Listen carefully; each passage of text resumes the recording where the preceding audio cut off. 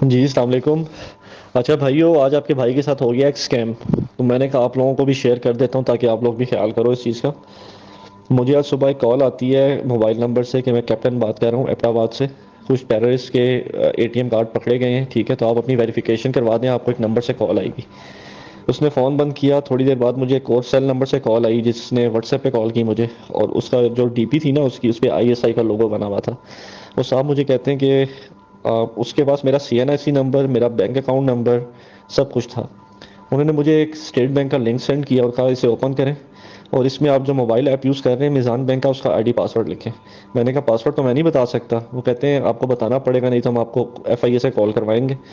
मैंने नहीं बताया तो मुझे एफआईए की तरफ से कॉल आ गई। वो कहते हैं मैं एफआईए से बात कर रहा हूँ, लैंडलाइन नंबर था। मैंने कहा मैं कैसे यकीन करूँ आप एफआईए से बात कर रहे हैं। कहते हैं गूगल पे टाइप करें आप, जी जिस नंबर से कॉल आपको की गई है। जब मैंने टाइप किया तो वाकई वो एफआईए का नंबर था। खैर मैंने उनके साथ भी ताउन नहीं किया तो उन्होंने कहा हम आपको मिज़ान बैंक से कॉल करवाते हैं। फिर मुझे मिज़ान बैंक के एक्चुअल जो उनका हेल्पलाइन का नंबर है, मुझे उससे कॉल आई कि आप एफआईए वालों के साथ ताउन करें, ये वाकई में पाकिस्तान आर्मी वाले हैं, ठीक है, तो आप अपनी डिटेल उनको दें। उन्होंने मुझे इतना ज़्यादा प्रेशराइज कर दिया कि बैक टू बैक मुझे कॉल्स आ रही थी। मैंने उनके साथ अपना आईडी पासवर्ड शेयर कर दिया। जैसे ही मैंने पासवर्ड शेयर किया तो मेरे अकाउंट में कोई 41,000 थे, वो दो डिफरेंट नंबर्स पे ट्रांसफ़र हो गए।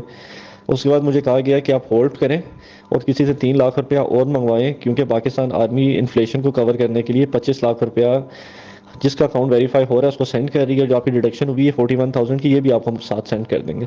जब उसने ये बात की तो मुझे लगा कि ये स्कैम ही है और मैं फंस गया हूँ बुरी तरह से।